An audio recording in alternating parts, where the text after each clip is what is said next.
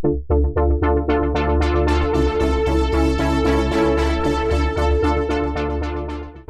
Popcorn, the official podcast of MarsCon 2012. An interview with SM Stirling, hosted by Mike Pederson.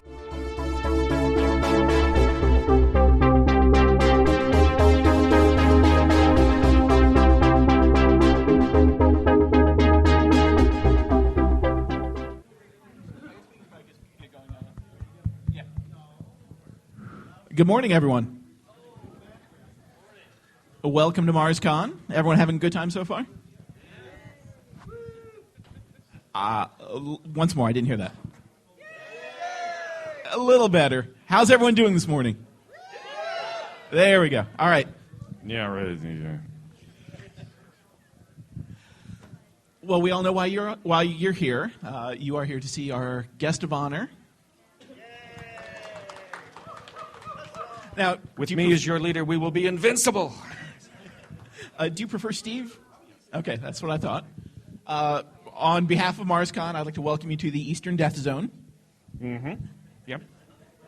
And thanks for killing us all off. Yeah, well, had to be done. All right, we got a lot of ground to cover, and they are going to give us our full hour, even though we're running late, so don't worry about that. We're just going to talk for a little bit, and then towards the second half, we're going to open up for questions. So if you got anything, just sit on it and save it, and we will get around to you in just a little bit. In the meantime, though, let's talk to Steve. Okay. You've got a lot of series going right now. Yeah, the juggler author. How many total right now? Well, actually, at present, only two. There's the urban fantasy series I'm doing, The Shadow Spawn. Just actually working on the next one. Opens with the villainess dancing around singing, "If you're evil and you know it, give a shout." And, of course, the Emberverse series, which is of interminable length. Speaking of Emberverse, do you have an end in sight for that? Well, there's an end to the story arc that began with Rudy Mackenzie. Then the next book out is going to be called Lord of Mountains. That's the one that I originally intended to be one big book, and it turned out to be two books. And the next one after that is called The Given Sacrifice, which gives you a hint. And that's the end of Rudy's story arc. I'm not spoiling anything there because it's been sort of like hinted at, foreshadowed, bludgeoned, and more or less explicitly stated throughout the series. And my agent is negotiating with my publisher even as yesterday, today's a holiday, on the next bunch, The Given Sacrifice, and then there's going to be three more, dealing with Rudy's children who have also been foreshadowed, foretold, and described. And there's a scene in the next book where he more or less, through very complicated means, which I won't attempt to outline here, meets his daughter. And she and his son are going to be the main protagonists of a new trilogy. You know, people say, well, when will the world end? I point out that real worlds don't, generally speaking, end. And if you've got an entire fictional world, individual stories in it end, but the world goes on. Well, sure, you still have bills to pay. Yeah, actually, I've got an infinite number of books that I would enjoy writing. But I designed the Emberverse for Amplitude. Nice. Yeah. So that's something we could be enjoying for years to come still. Oh, yeah. What about Shadow Spawn? Is there an end in sight for that? Well, the next one is going to be called The Shadow of Falling Night. That's the one I'm working on now. And I hope that one, it involves a large explosion. And you've got, if you guys have been in the dealer's room, there are stacks and stacks and stacks of Stirling books in there. How many are out now? You mean in print? In print, all total. Oh, God. 12, something like that, more. 14, 16. Of course, these days with ebooks, nothing ever goes out of print. True. It's the... I, too, have a Kindle. There's over 2,000 books on this Kindle. I love this Kindle. Who else has switched over to ebooks right now, just out of curiosity? So we're just under 50%. Okay, we're getting there. The great virtue is portability. Yeah. I used to take a knapsack with about 60 pounds of books in it on every trip I went on, and now I don't have to. Spares my aging lower spine. 2,000 books, so that's more than 60 pounds you got with you right there. Yeah. In one, yeah. Nice. Suddenly, if you can't live another hour without reading the collected works of Edgar Rice Burroughs, you've got them. How, as far as e-publishing goes, how has that been for you? Quite good. My royalties have been going up. Is it? Do you foresee a point in the near future where it will overshadow the print? Well, the trajectory doesn't keep going up vertically, but in the last 2 years, it went from 10% to around 20% of total book sales, and it's heading up. Actually, I like physical books. I like them a lot. I like the touch, the smell, the feel, the look. But there are drawbacks, and if you'd seen my house, you would know some of the drawbacks, including the stacks on the floor, the rental locker we had to get. You had a rental locker for your books? For ones, for like spare copies of my own books and that sort of Ooh, thing. I'm jealous. Well, my place is stacked.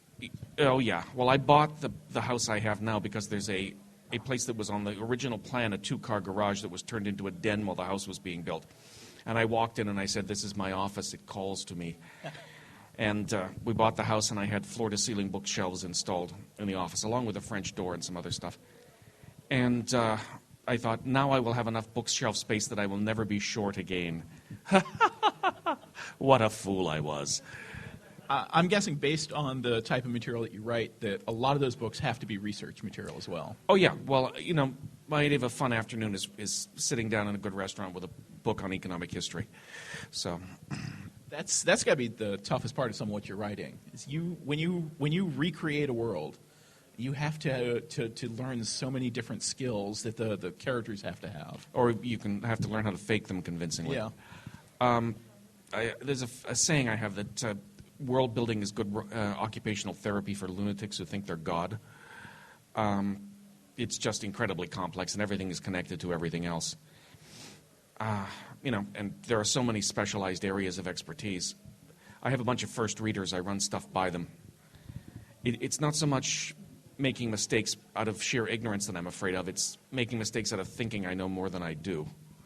The things everyone knows is true, which turn out not to be true when you look into them. And no one can know them all, so I rope people in. Speaking of esoteric skills, if your small town were to be transported 3,000 years back into the past, what would your new occupation be? Slow, agonizing death.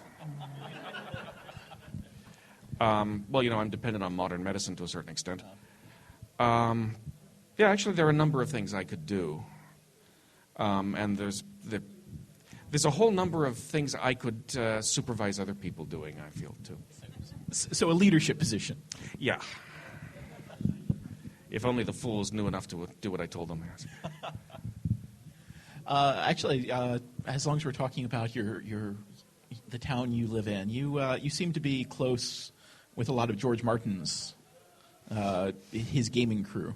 I see their names popping up frequently in your dedications. Well, we all interact.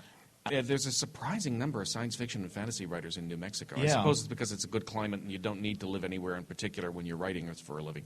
That's why I ended up there. So why haven't we seen your name in a wildcard series yet? I was invited in, but I just didn't have time. So many books, so little time. It's not getting ideas that's the problem. It's the damned execution that takes time. It's the last of the craft industries. I mean, getting computers and word processors sped things up a bit, but mostly what it did was make the books longer. I mean, my first book was 75,000 words, and I wrote it on a manual typewriter.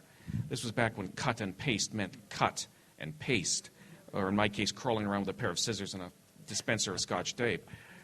And, that genuinely slowed you down. Also, it made it harder to revise, so you were more careful. My books doubled in length the minute I got a word processor. But apart from that, it's the same process it ever was. How long does an average book generally take you? 6 to 12 months, sometimes a bit longer. But that doesn't count gestation in the back of your head, which can go on for years. And how many do you have in the pipeline right now? I'm working on one, and I've got another one planned. Finish a book, start a book, finish a book, start a book. Writers write about exciting things, but our lives are excruciatingly dull when viewed from the outside. You know, Hemingway once said that when he was in Paris in the 1920s, there were a lot of American authors living there. It was cheap and exotic and colorful, and less dull than Peoria. So you could tell the real writers from the wannabes and the blowhards by what time of day they started drinking. The real writers actually wrote first. And, that's basically what you do. You sit in front of the typewriter or the word processor. I know some people who write longhand on paper with a pen. Harry Turtletaube does all his first drafts that way. And you're right. And that's the distinguishing mark of an actual writer, is that they write and finish. So out of all the stuff, the series that you have finished and wrapped up, do you have any favorites that you would like to go back to and revisit at some point? Yeah, the Lords of Creation series, the Sky People and In the Courts of the Crimson Kings. I love doing those books. Those were a lot of fun. I did those as a labor of love. I took a financial hit to actually do them. I had terrible trouble selling those, and I couldn't understand why, because I thought the concept was excellent. But what it turns out is that those were books that people who are deeply read in science fiction and fantasy love. There's a lot of references there. I figured, why should the old farts get all the fun parts of the solar system, dinosaurs on Venus, ancient lost cities on Mars, that sort of thing. I wanted to do it too. So I managed, I thought, to find a reasonably plausible way to do it, used an alternate history, ancient astronauts. And I just had a high old time writing them. And I think they're among my best work. But they just didn't have a very large audience. Reasonable, but not very large. As I said, I've got more books in my head than I'll ever have time to write. Well, that's a good thing. Ideas are easy. I think it was Baudelaire who said that every little bourgeois feels inspired when he sees a sunset. It's application that makes an artist.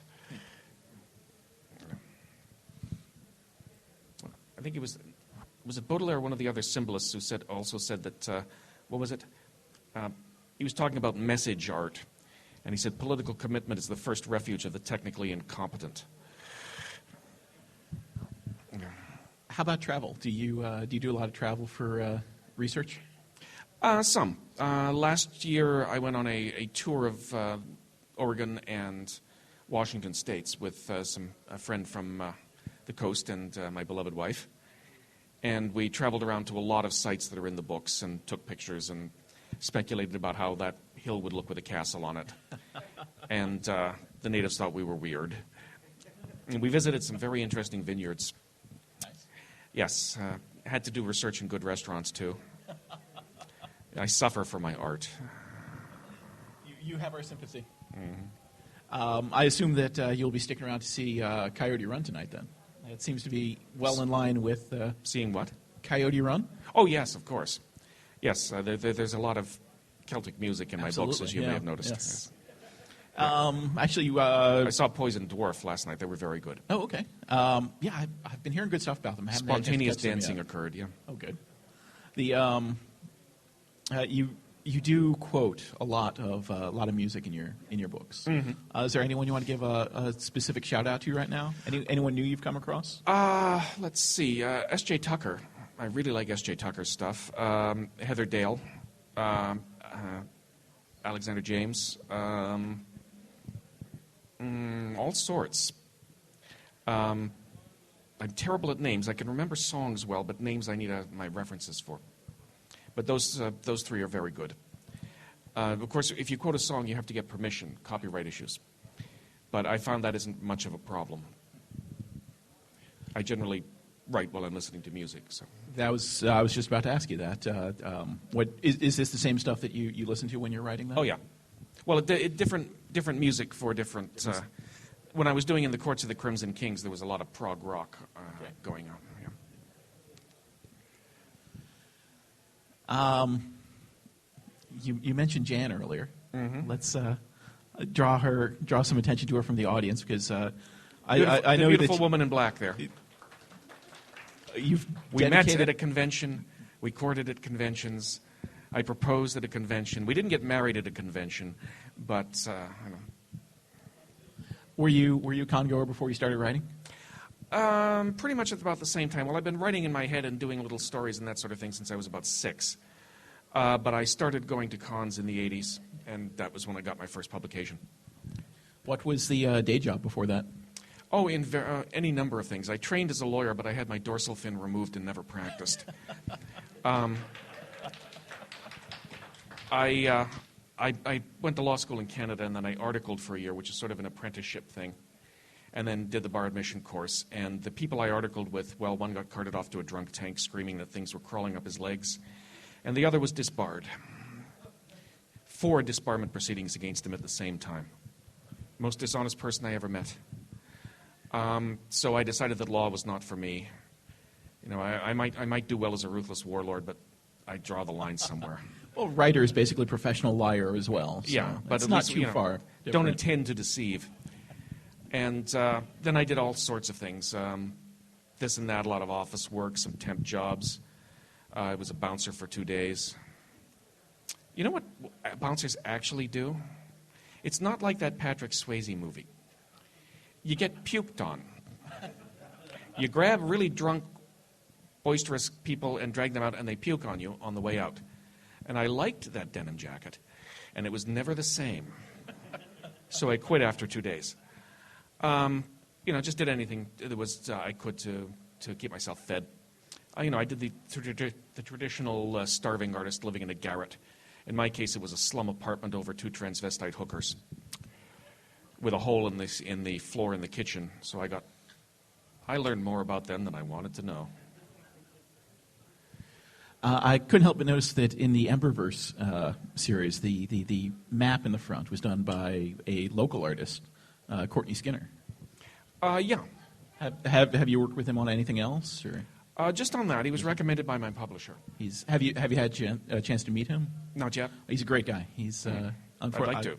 Sorry he wasn't here this weekend. He's Central Virginia. Mm-hmm. But if you ever get the chance, I will. Yeah, wonderful artist. He did a good job on the map. I love maps, but I'm not much of a drawer myself. My first book, I had a huge map made out of 8.5 by 11 sheets, Scotch taped together. I spread it over the floor of my living room in the slum apartment, and I crawled over it, making notes. At one point, I was dotting in the trade routes for flax, and I said to myself, Steve, enough research, write the book. Do you have that problem frequently, that sometimes you just get caught up in the research? Oh, yeah. Well, I do the research for fun. It's an amusement for me. So what I really have to do is watch about putting too much of it in the book. Some people think I put in too much detail. Some people think I don't put in enough. I must be getting it about right. But, there are times when people write me and say, I love this book, but there was too much about the pauldrons. I've learned more about tacits and fauds than I wanted to know. What do your editors generally say? Actually, I haven't had much problem with the editors. I have a writers group, too. They're in the acknowledgments page, and at one point, Melinda Snodgrass said to me, Steve, enough with getting in the sheaves. Too agricultural here. Yes. Let's run to the audience real quick, see if we've got any questions yet. Well, you've already answered a lot of what they wanted to know, apparently. Yeah. Loud.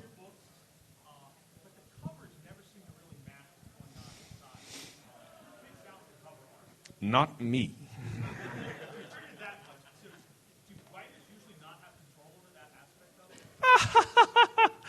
Writers control?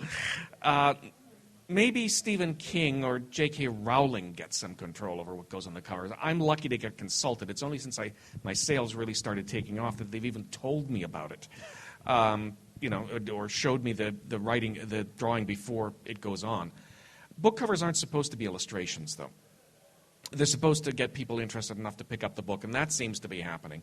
So I'm not going to complain. But, outsiders have an odd idea of how the publishing process goes, and they tend to generally grossly overestimate how much, say, writers get in it. We have a fair amount of say of what actually goes into the book. Everything else is controlled by someone else. Cover, physical layout of the book, when it gets published, all that stuff. Our degree of input is somewhere between nip, zip, nada, and bupkis. So my first covers were just appalling. This was back in the 80s. the Wisconsin Dairy Board was in control of fantasy covers. I got my heroine had an armor with breast cups and a navel. Oh. I had an artist friend who did a really good cover for my first book. And he sent it to them, and they liked it, but they said, this is too much like a painting. And he said, what? And they said, a fantasy cover has to have a certain number of elements. It has to have a generalized blue-green background. It has to have someone with a sword. It has to have someone getting hit with a sword, and it has to have a nearly naked woman. And they economized. They had a nearly naked woman getting hit with a sword. So it's just out of my hands. How many publishers have you been with now? Oh, geez, I'm like asking about my sex life.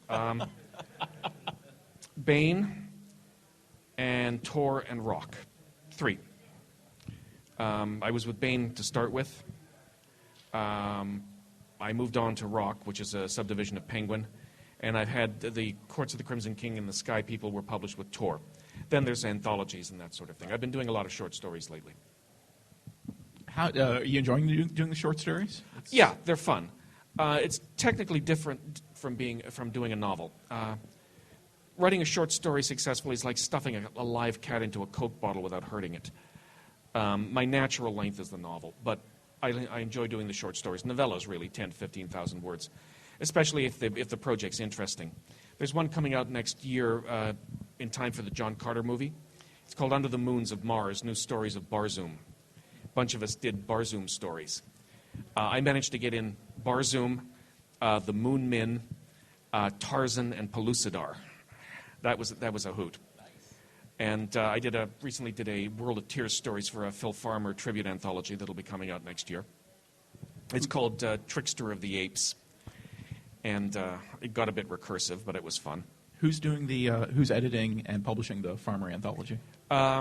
Oh shoot, I know him. I just talked to him online last. The guy who does the Farmer File magazine.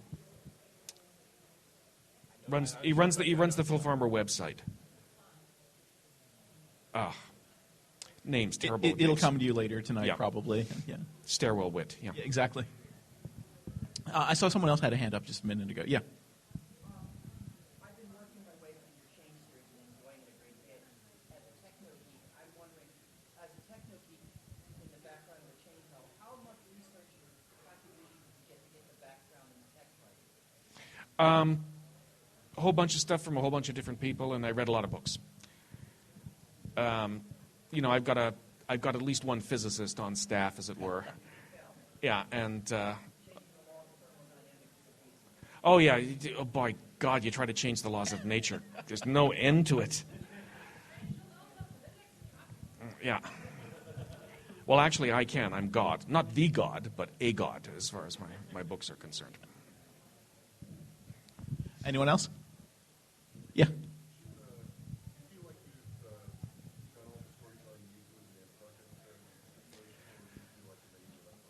That's sort of a strategic decision. I've certainly got stories I could tell, and I left a hook at the end of On the Oceans of Eternity. And I may go back there sometime. My publisher is more or less open to it, but it's a matter of finding the time. And as I said, so many books, so little time. I'm going to work at this until I die, or become drooling incompetent. Yeah.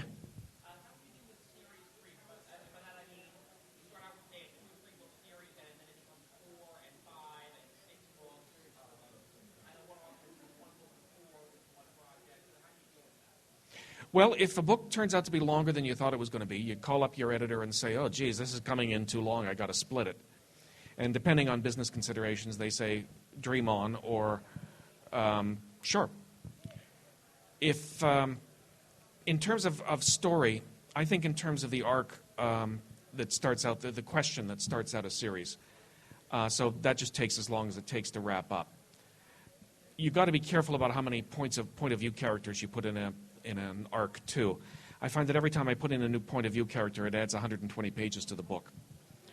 So it's got to show some discipline on that. The thing is, even the most heroic individual is just an individual. So their story is the summation of a whole lot of other people's stories. So there's an infinite number of points of view you can look at a set of happenings from. I like to throw in a couple of grunts too, as well as the more dramatic, heroic figures. There's also a technical problem when you make your hero king, or supreme boss or anything like that. Because what does a king or any other high-level type do most of the time? They listen and read in reports, and they sit in meetings. And, this is just like really excruciating to make anything but dull. You're sitting around the table and you're talking about the supplies of hardtack. So you've got to figure out ways to have something interesting happen. I personally find discussions of logistics fairly interesting, but it's a minority taste. The Rudy Mackenzie stuff. Yeah. That really feels more like one large book rather than a series. Yeah. It's arbitrary. I mean, Tolkien wrote The Lord of the Rings as one book, and then he cut it into 3 because the publishers insisted. Was it written like that, or did you specifically plot out each individual book? And I only outline roughly. I know where I'm going. I know roughly what's going to happen. The specifics come to me as I do it. And sometimes the length fools you. Like, as I said, the Tears of the Sun was originally supposed to include the big battle, and it didn't. So I've had some complaints about that. This book as a whole is all of a run-up to a giant battle, and the giant battle doesn't happen. I got to wait a year. I sympathize, but that's just the way it happened. What about going in the opposite direction? Single novels, something like Conquistador. At what point do you realize when you're writing it that it's only one novel? Well, Conquistador could have been more than one book. There's certainly room. Just didn't come up. Again, I've got like reams and reams and reams of ideas for books in my head. It's just a matter of what you find time to write. And also, of course, there's business considerations. The publisher tends to push you towards doing more of what's successful. I push back by trying to keep at least 2 projects on the kettle so that I don't end up writing the same book over and over again. That's a pitfall that can happen. What about media tie-ins? I know you've done at least one now. I've been optioned for the Change novels. Some developers who've done some fairly big projects have actually taken an option on the Emberverse novels. They're thinking of developing it as a TV series, roughly along the lines of the HBO Game of Thrones thing. And I'm actually happy with that. I'll be happy if it comes off. Most options are never realized. You get an option and nothing ever happens. These guys are pitching right now. They've actually paid me some money, not much, but it's just an earnest of their seriousness. And I think a miniseries is the way to go for books. Even one big book is far too big to put into a movie. A movie is the visual equivalent of a novella. A novel takes at least 12 hours to show visually. The production company that's optioned it, have they done anything in the past that we would have seen? They're not the people who've optioned it are producer and a director, and they've done some large projects. I can't be too much more specific than that, but they've done movies and TV series, and they're pitching it to the actual production companies who they've been involved with before. What about writing media tie-ins? You did the Terminator books. Those were what they call in the trade pot boiling. Yeah. Keep the pot boiling. I mean, I enjoyed doing them to the Terminator books, and I did a Babylon 5 novel. At that point, I was just desperately broke. Harlan Ellison got it for me, actually. Nice guy. Undeservedly bad reputation. Yeah, he has a temper, but what the heck, don't we all? I did those basically because I, just really needed the money. They were fun, but I'd rather do my own work on the whole. Do you? I know when you get a chance for something like that, it's a steady paycheck that is coming in. Do you move it up in your list and put some of your own stuff on the back burner to do that? I did at the time, but I'm not broke anymore, so that's pretty good. That's another thing about writing. You're as good as your last book, and there's no job security at all. So you have to be ready to roll with the punches and save money when you can. Pay off the mortgage. Don't quit your day job if you're starting out. Sales been good then? Mm-hmm. Yeah, sales have been quite good. The Change series has hit the New York Times list quite regularly, the last 3 books. And the Shadowspawn stuff has been moving quite well for the beginning of a series. That's the other thing with modern publishing. Series build gradually. Well, unless you're just, unless you're just real lucky. We have a joke in Santa Fe that George could fall into a heap of manure and he'd come out not only smelling of roses, but with a gold brick in his teeth. But, George earns his luck. He works real hard.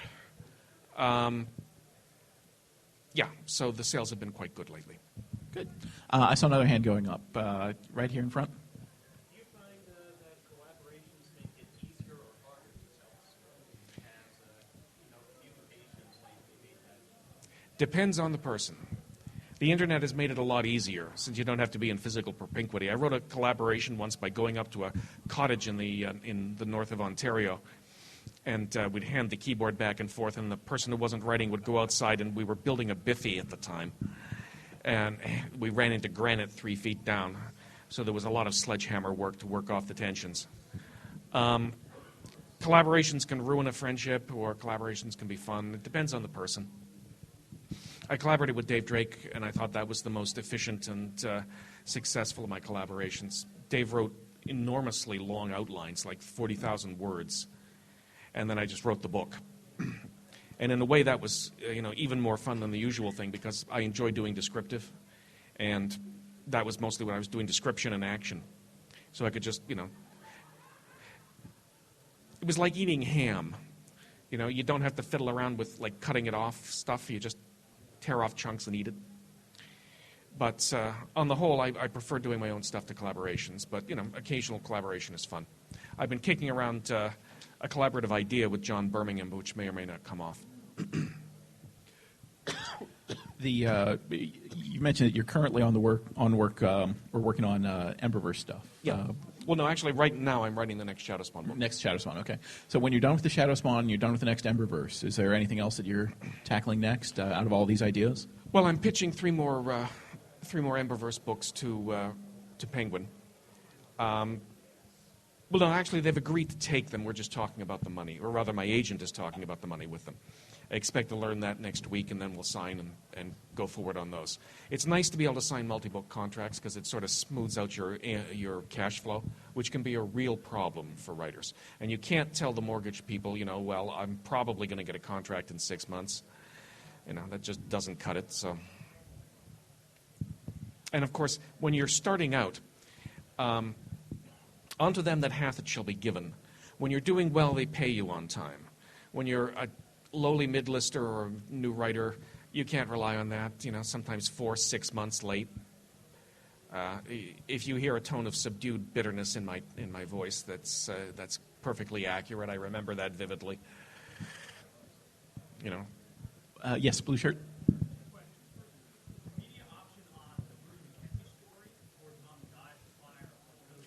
They optioned the whole thing, starting with Island in the Sea of Time. And the second is, you visited a lot of Grimoire on the Barstows.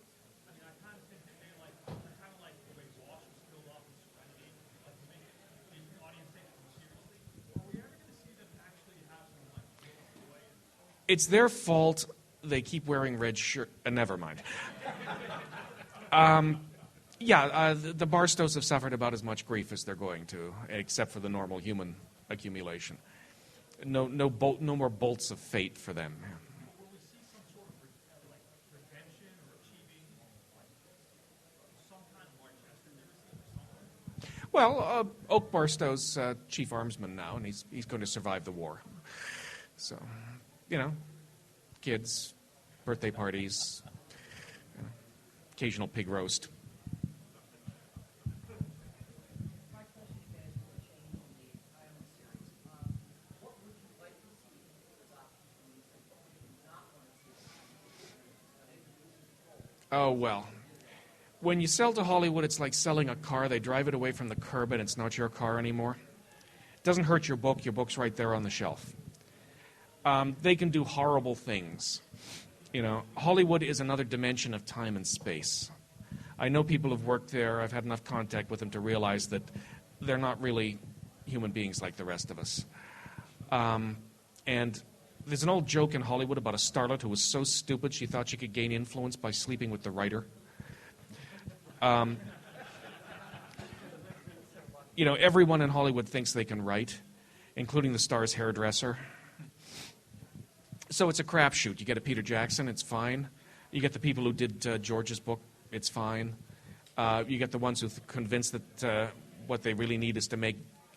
Oh, God, there was... Melinda and George were working on a script for a John Carter movie, these many years ago. And one of the suits at a meeting said, he doesn't have a story arc. Let's make him a recovering alcoholic. So it's a crapshoot. I'd like to see it fairly accurately represented. You need to make changes when you move to a visual media. The structure's different. You can't do interior monologue in a visual media, so you need to explain things differently. But I'd like to see it well done. Hopefully it wasn't picked up by someone that just said, ooh, time travel in an island and Lost is big. Yeah, no. They were primarily interested in the Emberverse stuff. Good. Questions? I saw more hands. Yeah, right over here. Louder.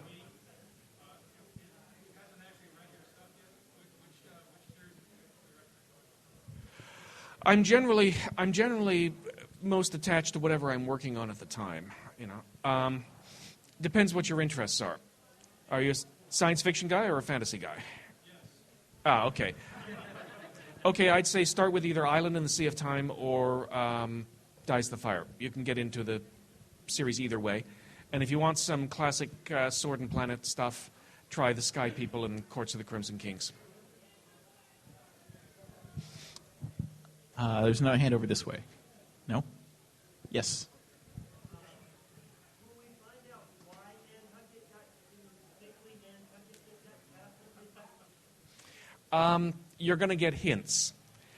I can sum it up, since it's already been in the books, by saying that the entities involved are incomprehensible to human beings. So the comparison I used was they're trying to explain their motivations to you is like you trying to explain the difference between social democracy and Stalinism to a dog. It's just not really possible. It's not that they're withholding information, it's that we're not really capable of comprehending it. So you get hints and metaphors and analogs and stuff like that. But you'll never completely understand why it happened. I have to admit, I'm fascinated by the concept of what would happen if the lights went back on now. Yeah, well, that would be awkward. Of course, it's the people who don't expect the lights to go back on who survived. Yeah. The ones who sat waiting for something to get better came to a very unfortunate end, mostly. Anyone else? Yeah.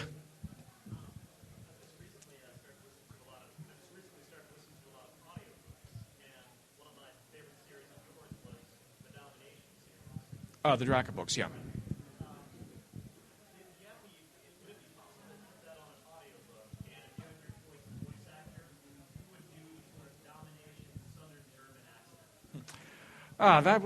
Well, I think I rather overdid the dialect in those books. That was a long time ago. I started those books when I was in law school. That counts for the hatred and anger. Yeah. Todd McLaren's done a really good job on my more recent books in audiobook. Certainly it would be technically possible to get them into audiobook format. Bain has the rights. I don't know how interested they are in doing that. Maybe I'll ask them. I'm having dinner with Bain Publisher tonight. So, Laura? Yeah. Yeah. Okay, I had two questions, actually. One is, out of all of your books, what has seen the most reprints so far? And two, as far as your audiobooks, if you have had a chance to hear any of the readings of the Dies of Fire series or anything like that, did you wince when you heard some of the pronunciation the reader used in the scout?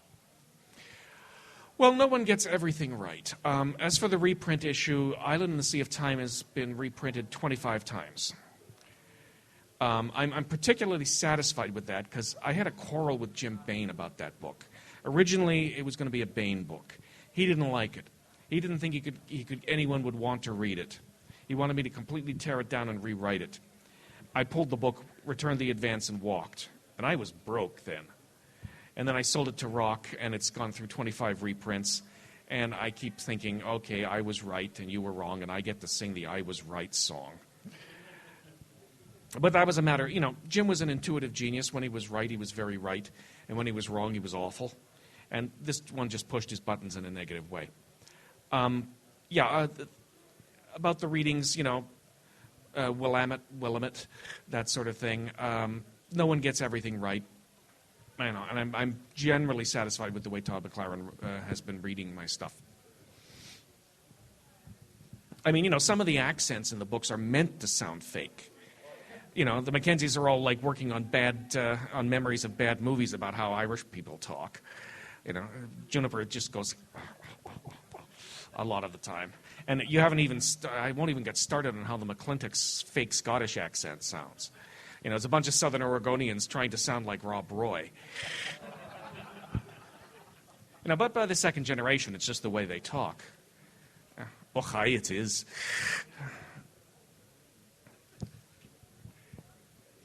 Yeah.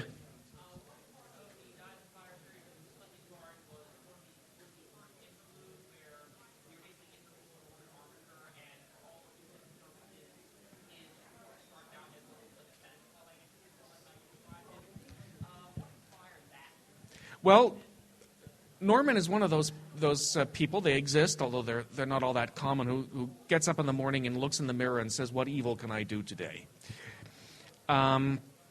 He's just like living out fantasies he's had for years and years and years. Gradually, the more overt stuff gets toned down.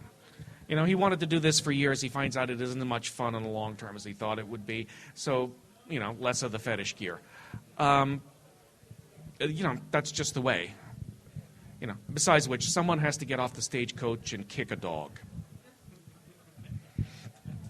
That he actually, as character arcs go, he was very well developed for just a pure evil person. Mm-hmm. Well, he wasn't purely evil. He loves his wife and his kid. Yeah, probably likes his dog too. Sandra certainly likes her cats. Which of the characters in that series has been the most fun to write? That's difficult to say. Juniper and Astrid Loring, I think. And you're doing the successful rise of the demented Tolkien fangirl was just fun. And it makes perfect sense in the context. Absolutely. After the change, who can say whether the histories are more credible than, say, Tom Clancy? Did you have any characters that kind of took a life of their own and went directions you didn't expect them to? Well, that's what happened with Astrid. Yeah.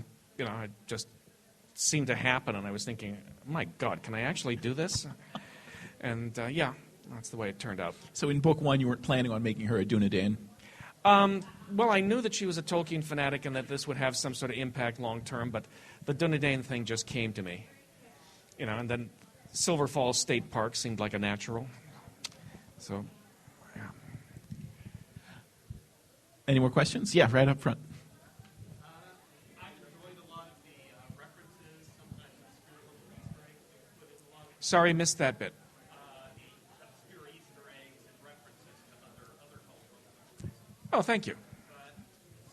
And I enjoyed, but now I'm going to cheat and ask, what is the most obscure reference you put in Nobody's Got? Well, actually, somebody gets nearly all of them.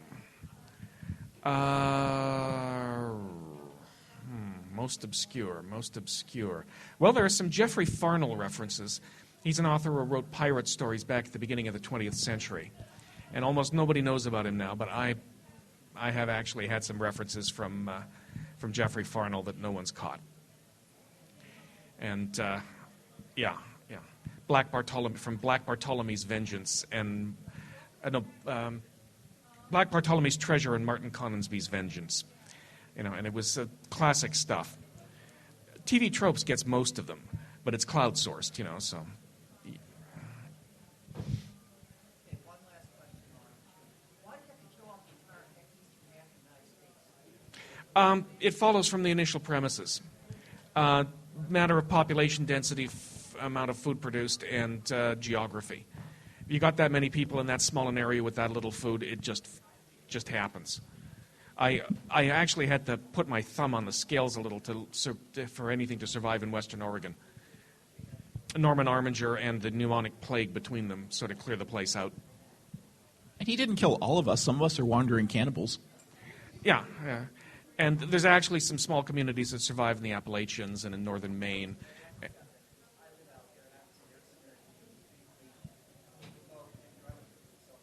Yeah, that's why they got that small communities note on the map. Yeah, and northern Maine, hard to get to in March. But, yeah, that putting the Vikings in northern Maine was just fun, frankly.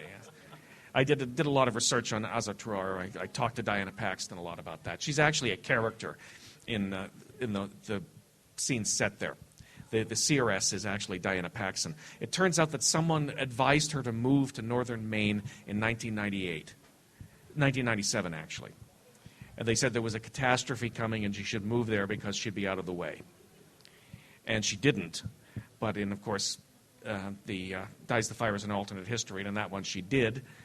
And she's living in northern Maine, communing with Odin. You also put a bookseller named Larry Smith in there, I noticed. Yeah. He ended up herding sheep. There wasn't much demand for his services. But eventually he starts a bookstore in Sutterdown. Yeah.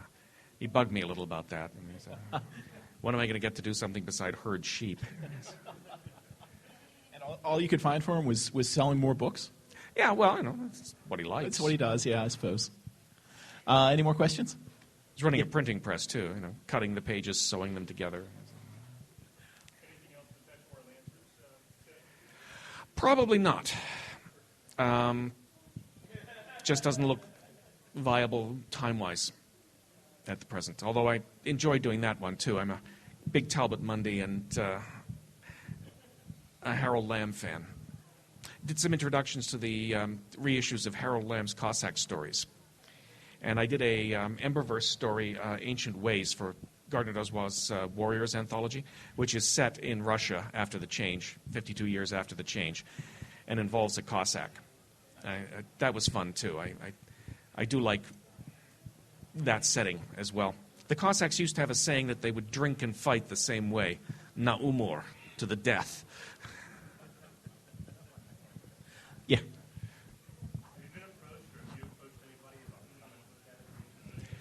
Yeah, there's been a couple of nibbles on that.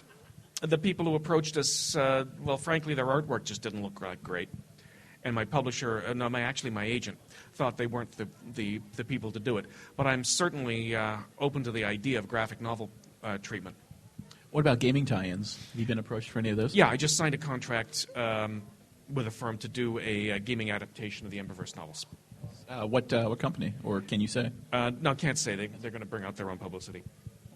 But the project is fairly well along. Okay, so maybe in the next year? Yeah. Excellent, something to look forward to. Yeah.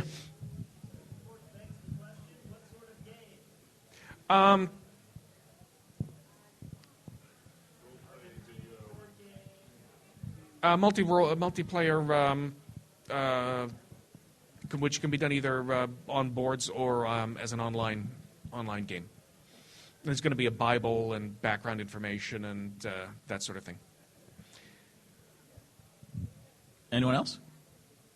Yeah. There was an earlier question in regards to what would you see yourself doing in the case of a contract. But kind of a twist on that question. If you were a character in one of your books, what craft could you see yourself pursuing? Well, I've actually done some farm work.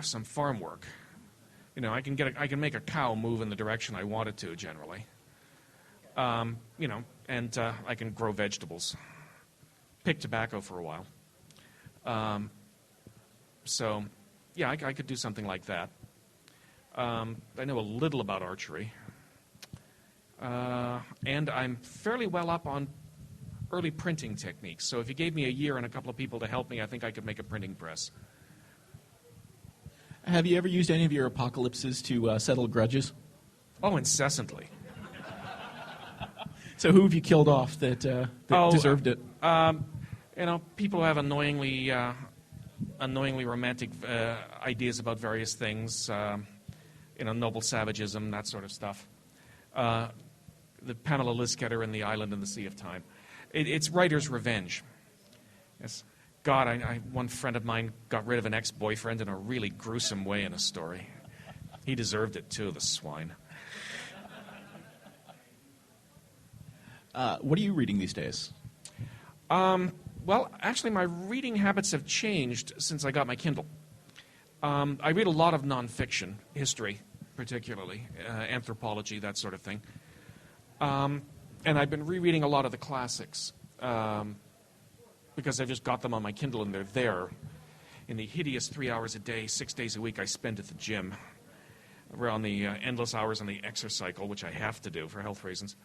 I read a lot of classic science fiction and fantasy these days. And I try to keep up with stuff that's coming out. I saw another hand go up a second ago. Yeah. All right, back to the chase. Why did you make Prince Charles a loony? He's eccentric. How can you not? And I like him. I like him myself. I agree with a lot of his... yeah, and he's under extreme stress. So if you take someone who's a bit eccentric and under extreme stress, there's a definite possibility they'll go completely bugfuck. There's such a great long history of crazy English kings. Yeah. Yeah.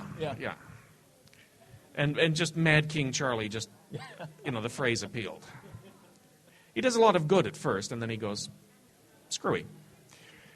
I think he would find it amusing, especially the bit about making everyone wear smock frocks and do Morris dancing.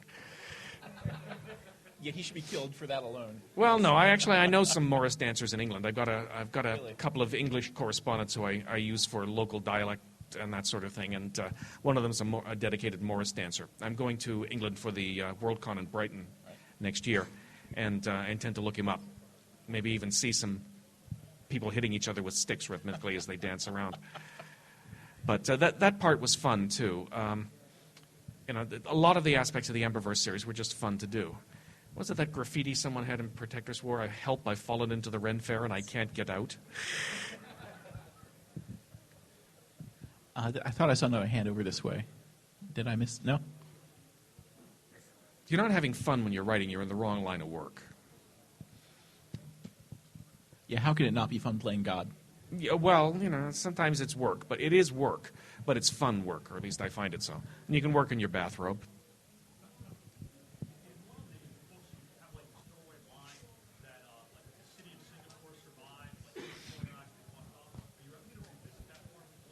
I may, possibly in the next trilogy, The Sea People, which involves some stuff in East Asia.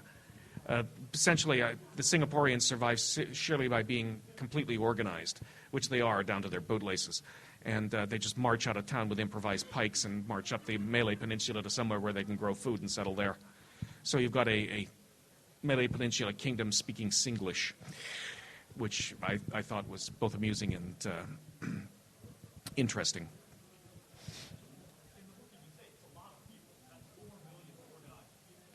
Yeah, well, they don't all make it, but a large number do. I figured one large city in the world had to have that happen. And Singapore drew the short straw, well, the long straw, actually. It intrigues me that you seem to have you use a lot of language and dialect. Yet you haven't used any French in there yet that I've seen. Oh yes, there's some French in there. The Becois savages in the Emberverse series are, of course, Québécois. Okay, Moi, je parle français un peu. Je suis né en Metz, en Alsace. Okay, that's the one of the more recent ones. I'm still a book or two behind, so yeah. I haven't gotten to that yet. And the Republic of Madawaska is French-speaking too. That was fun. I actually was able to have someone swear Thalys de Cabernac. How much participation have you had in any pagan kind of rituals for research? All of the Wiccan stuff that you've put in there.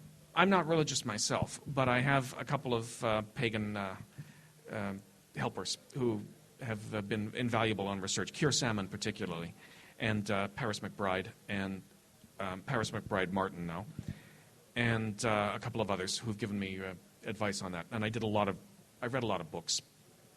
Yeah, because you go to some very, very good detail on that. It's very well visually. It's very well done.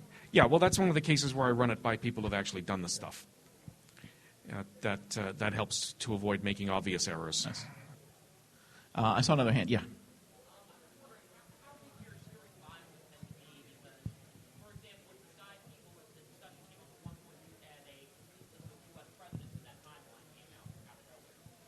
Yeah, I wrote alternate history encyclopedia articles for the chapter headings in those books,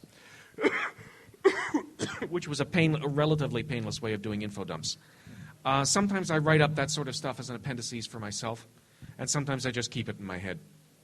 I have a wonderful memory for trivia and for stuff in books, and I'm terrible at remembering anything real world. I actually forgot I was supposed to be guest of honor at a convention once.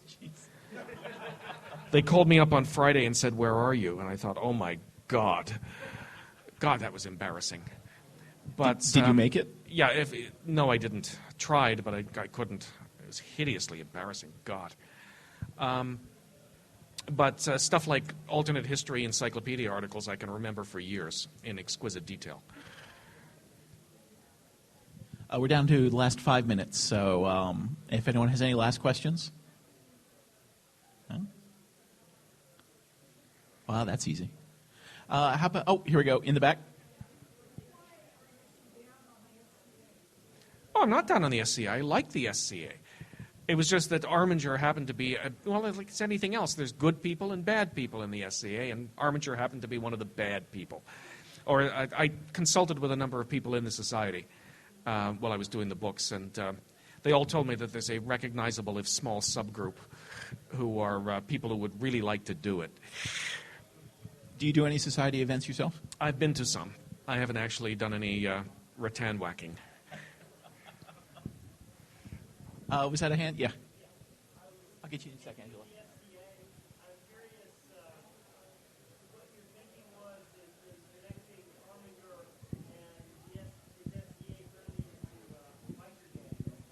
Well, I thought they needed some backup. And, you needed people who were just not particularly bound by the rules and ready to be uninhibited in their use of direct action, as it were. And as I think someone says in one of the books, when the going gets weird, the weird get going. And non-conventional thinking is an asset at that point. It seems like a pretty natural pairing. Yeah. Angela.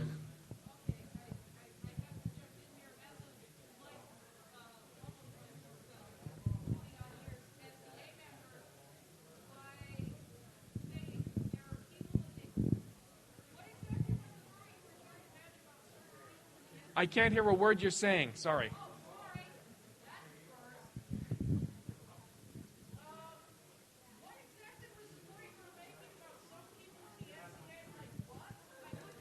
Oh, sorry. My sources in the society said you get the occasional individual who would really like to chop people up.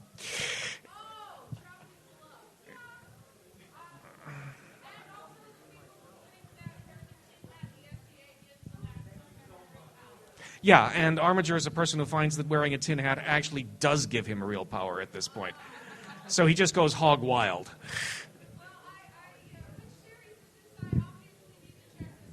The Emberverse series starts with Dies the Fire. Modern technology stops working.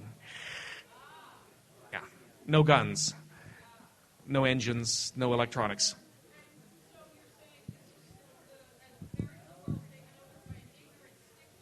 Yes.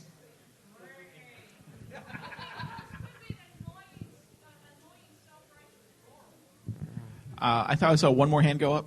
Yeah, right up front. Right here. Oh. In the Nantucket books, a lot of the characters were members of the U.S. Coast Guard. How much help did the Coast Guard give you in researching that? Did you have to go on the Eagle at all? Yeah, I went on the Eagle. The Coast Guard Academy had me out to New London, and I gave a talk to the cadets, and they generally were very cooperative, and the cadets liked the book. They wanted to find out how I'd found out that the paint locker was where you went on the Eagle to make out. Because they thought that was a secret.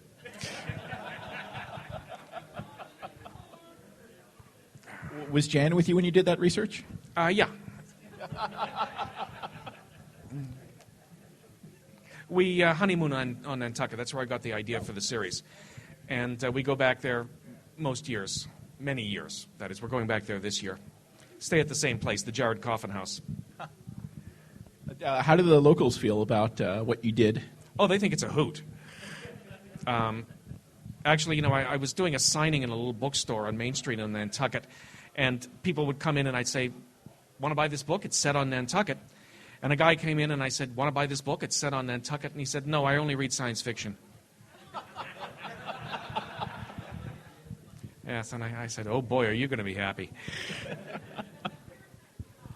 What about your fan base? Do you find you have a lot of, is your core fan base more reenactor types or military types? Or yes, actually they're very spread varied. across? Yeah, I've got a fairly big listserv, and they include all types of people.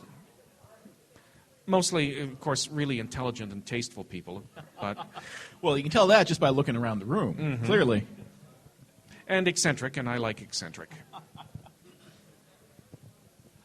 Well, is there any final plug you'd like to get in before we say goodbye? No, just that it's been fun meeting all you guys and talking with you. And that's one of the benefits of being an author. You get to meet really interesting people. And they all like to help you. I went around Nantucket, for example, with a little tape recorder, and everyone would tell me everything about their lives. Everybody in the Nantucket books who's got a particular skill or business on Nantucket actually exists. Do you have a signing session coming up later? Yeah, I've got a sort of mass autographing thing at... Take my room key out. Let's see, yeah. 1 p.m. to 3 p.m. in the Patriot, which is here, Right. Autograph Armageddon. So if you don't already have books with you, there are plenty of them in the dealer's room, so go spend some money, and he will be back here at 1 o'clock to sign. I will put it to good use. Thanks for coming.